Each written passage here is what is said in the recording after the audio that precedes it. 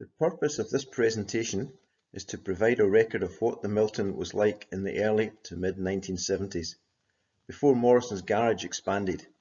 While Milton Mill Farm still worked a herd of dairy cows, there were open fields all around, and all of the houses except one were long-standing and over 150 years old. While some of the recollections may be out by a year or two, they are, as far as can be ensured by human memory, fairly accurate.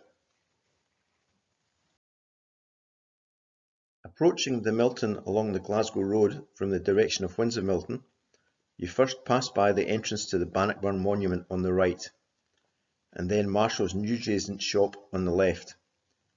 Mr. and Mrs. Marshall, who ran the newsagents, always kept trays of 1, 2 or 3 pence sweeties under the counter, which was a great treat when walking back from school. This photo from the mid-1970s is taken from the parking bay in front of Marshall's newsagents, looking uphill in the direction of St Ninians. The King Robert Hotel can just be seen behind the sign for the Bannockburn Monument.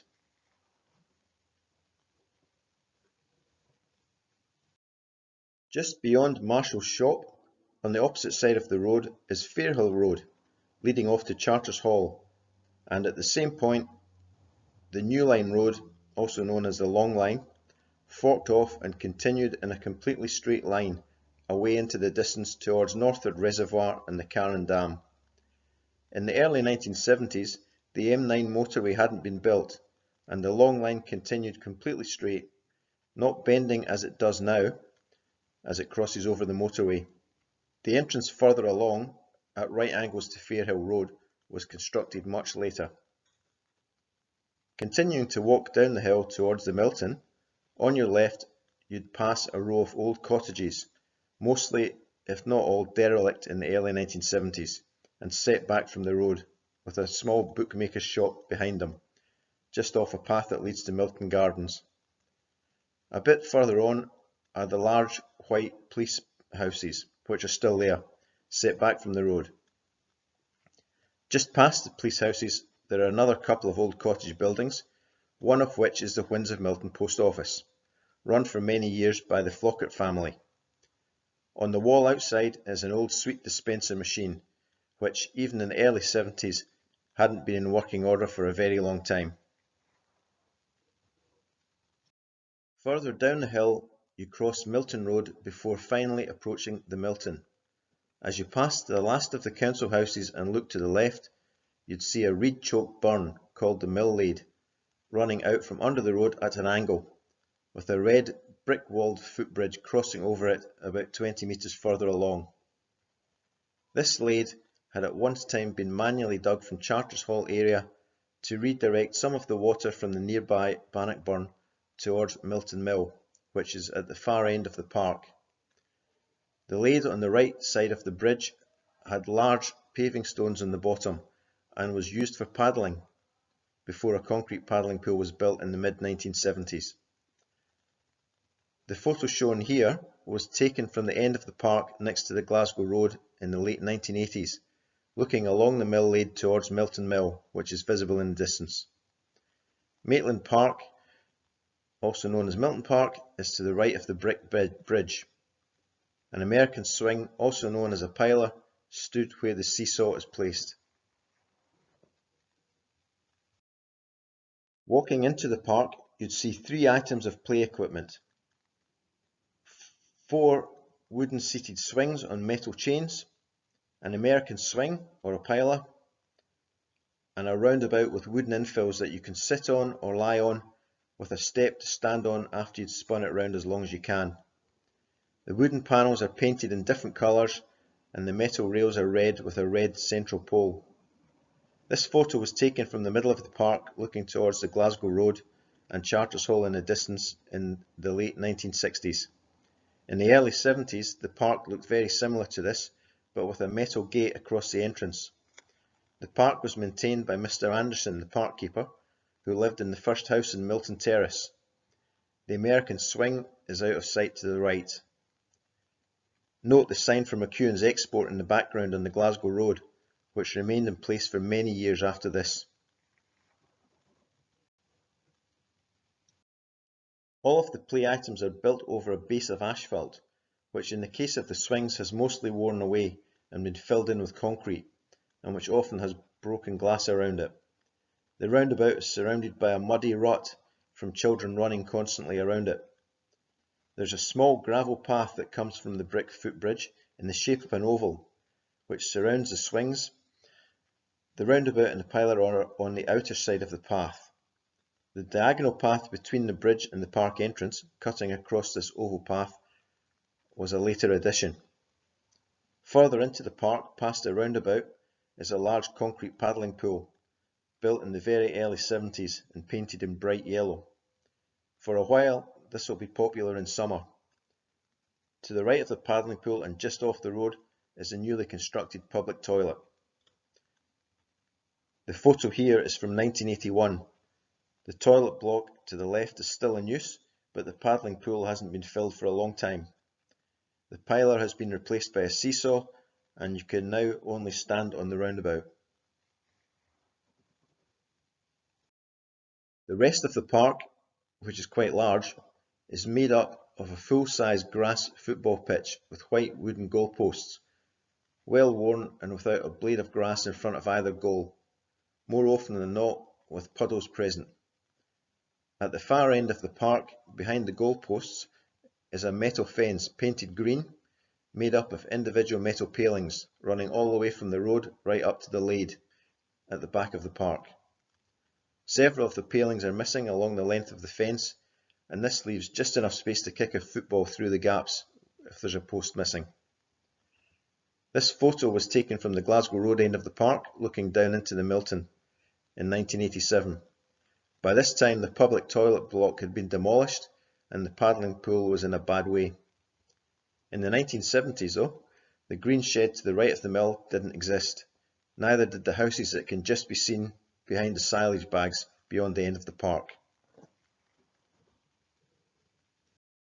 Walking out of the park again, you'd see that the road leading down to the Milton forks off from the Glasgow Road, not at right angles as it would be like in later years. The park on the left we've already visited, so we'll walk down the footpath on the right hand side. The first building we pass is Maitland Hall, where the local Women's Rural Society meet, and where occasionally whist drives and beetle drives for the children are held. The hall itself isn't used often. Entering the double front door, there's a cloakroom to the right, a small kitchen straight ahead, with the hall itself to the left. It's not a large hall, but there's room for a raised stage at the far end. The car wash now stands roughly where the hall was, with the petrol station beyond it. In the early 1970s, the petrol station was situated at the far end of the Milton, where the Seat Jaguar showroom now stands. Continuing along the footpath down the hill into the Milton, the next building is Morrison's Garage paint shop, with strong paint fumes coming out of it most of the time. This building is still there.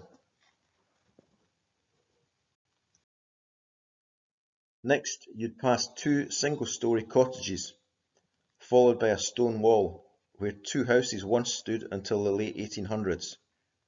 The area behind the wall had been part of the garden for one of the cottages until the early 1970s, when it was bought over and turned into a storage yard for cars.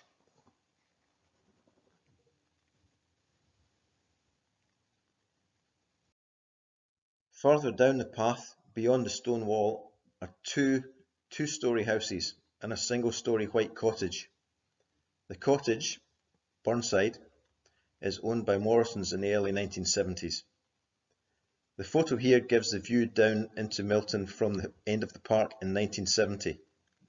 The marks on the road are from cow dung, as the cows were herded up and down this road and across the Glasgow Road every day to the field opposite. The tree in the centre of the photo was great for climbing. Immediately beyond Burnside Cottage is a driveway which leads to the brand new panel shop, again part of Morrison's garage. Looking up the panel shop driveway on the left is a stone wall, which bounds the large rear garden belonging to Strandside Cottage. In the middle of the wall is what remains of an access door and steps leading out from the garden. Underneath the concrete driveway is a small stream which was enclosed in a large concrete pipe and buried in 1970. This stream ran off the Lade on the opposite side of the Glasgow Road and along the rear of the Milton houses before turning down along the Strandside cottage wall. In older times, the early 20th century, it had been used for washing clothes, hence the steps. Here is a similar view from 2009. The tree and the fields on the left of the road have been replaced by houses, and the road itself is much cleaner.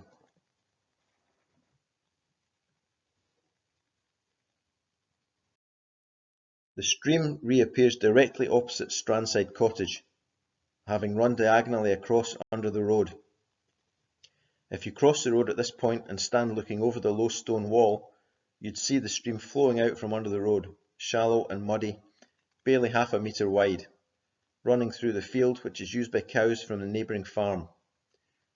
The stream curves through this field and down past the side of the old barn, which is now Mill House, before meeting up with the Bannockburn where it had originated, up near Charters Hall. To your left, as you stand on the lower wall, is the start of the road that leads past the disused Milton Mill on the left and on up to Milton Mill Farm. This road is now called Collier's Way. In the early 1970s, the view was similar to the photo shown here from the mid-1980s, but with no green corrugated shed. A tree and some bramble bushes and hawthorn bushes grew where the driveway starts on the right-hand side of the photograph. Continuing around the corner, you'd see the old schoolhouse behind the wall immediately past Strandside Cottage. In the early 1970s, this was a house, but by the mid-1970s was used as an office by Morrison's garage staff. The schoolhouse was knocked down and replaced by the existing cottage in the late 1980s. Across the road from the schoolhouse stands two single-level white cottages, shown in the photo from 2009. In the early 1970s, there was a small wall in front of the nearer cottage, the remains of which can just be seen in the photograph. The entrance porch to the second cottage also had not been built. Beyond the two white cottages, there was a large freestanding house called Seymour's, which was a much later addition to the Milton, probably in the 1960s. This house, with its large brick-walled garden, remained largely unchanged externally for many years, but was eventually demolished in around 2017 to create more storage space for cars as the garage expanded. At the far end of Seymour's, beyond the brick boundary wall, is a large field. Looking over the low wall into the field, you'd see a small pile of old reinforced concrete pieces just lying around. Beyond these, the field slopes down fairly steeply, ending in a 6-foot vertical bank that drops to the waters of the Bannockburn. During the winter, this was a good field for sledging, as long as you're careful to brake well before getting close to the edge. At the steepest part of the field, where the ground slopes down to the burn, directly adjacent to the Glasgow Road, there's a large advertising board to catch the attention of passing cars. If you walk further into the field to the corner of Seymour's boundary wall and look around, you'd see that the field opens up to another larger area, also part of the field. To the left, there is an old dry-stained dyke wall extending from the rear of the two white cottages down to the bank of the same small stream that ran along the side of Strandside Cottage, and it ends immediately opposite the old barn, which is now Mill House. For some reason, the opening in the wall leading to another field beyond it has a lintel over it. From the wall, the field slopes gently down to the corner, where, just beyond a gate, the small stream joins the larger Bannockburn again. Crossing over the road bridge to the far side of the Bannock, you'd find a small footpath to the left, leading back along the top of the bank of the burn to the Lady Lynn and Milton Grove. Walking along this path, there is a huge field to the right, sloping gently up towards a hedge at its far end. To the left, the bank is quite high and slopes down to the Bannockburn. There are nettles all along the path. In several spots the trees are suitable to erect a rope swing and you can get a good distance out over the burn. About halfway along the path, between the road and the Lady Lynn, there's a small worn track which leads down to a flat piece of grass which is not at all overgrown. During summer, in the 1970s and before, people used to picnic here and children paddled in the burn, building a stone dam across it to make it deep enough so that the water is between knee and waist depth in places. This area of grass is pretty much opposite and maybe slightly upstream of the gate leading from the field we mentioned before, the one with the lintel across the wall near the old barn. Continuing along the path, there's one more area that's great for putting up a rope swing, and it is opposite to an area of the burn where lots of reeds grow, only there for one reason. This is directly opposite a steep field which runs down from behind the old barn. Reaching the end of the path, you arrive at the footbridge across the Bannockburn and the ford. To the right, the unsurfaced road takes you past Milton Grove, also known as the Orchard, where you can buy fruit, and then continues on towards the town of Bannockburn itself. To get back towards the Milton, you'd go to the left, crossing over the footbridge. Note the still water in the bottom left of the photograph. Children used to try to dam across the burn here, and also further upstream to increase the depth so they could paddle in it. As you cross the footbridge, you'd walk along a short footpath which joins the unpaved road leading up from the ford. The path and road meet just before the ruins of Beaton's Mill, which had burned down in the 1950s. In the 1970s, part of one wall still stood near where the door had been, and you could clearly see the outline of the foundations of the walls. The building at the top of the hill was still a barn in the very early 1970s, but was converted to mill house a few years later. Walking up the unpaved road past the ruins of Beaton's Mill, to the left are the partial remains of a stone well, capped and filled in, but the walls of the well remain. Approaching the top of the unpaved road, you'll pass the entrance to the old barn on the left. The barn has two large arched openings at the front. In a year or two the building will be converted into a lovely house, but for now it stands empty and unused. There's a small triangular field on the right side of the road, and past this the road joins another road. If you turn to the right, this road leads past the front of the farmhouse wall and continues on towards Jock Mackay's place, where he keeps, among other curiosities, an old steam traction engine, a steam road roller and a steam car. The road is surfaced with bitumen only as far as Jock's place, then it's crushed gravel or blaze. Beyond that, the road leads past the end of Davidson Street, then down past the ranch, heading towards Bannockburn. Turning left, the road goes past the front gate of the farmhouse. The old Milton Mill is directly in front of you. The photo of the mill shown here is from the 1980s, but it would have looked very similar to this in the early 1970s. The photos in this slide show what the mill looked like when it was a working corn mill, and also what it looks like now following its conversion to a house in the 1990s. Milton Mill is now a listed building. This photo of Milton Mill Farm is from the 1950s, but the view remained almost identical in the early 1970s. The farm itself offers up a host of areas to explore. The old disused mill is to the left of this photograph, just out of shot, and is mostly locked up.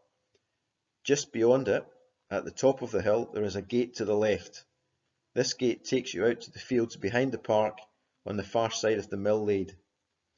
These fields back onto Davidson Street, but this gate also takes you to an area behind the mill where you can see the water going into the mill. Unfortunately, to get this view, you have to climb on top of a huge pile of cow manure, which is a mixture of dung and hay. It's reasonably firm in most places, but there's a high chance that one leg will sink down to your knee. The dung heap is a great place for finding worms for fishing.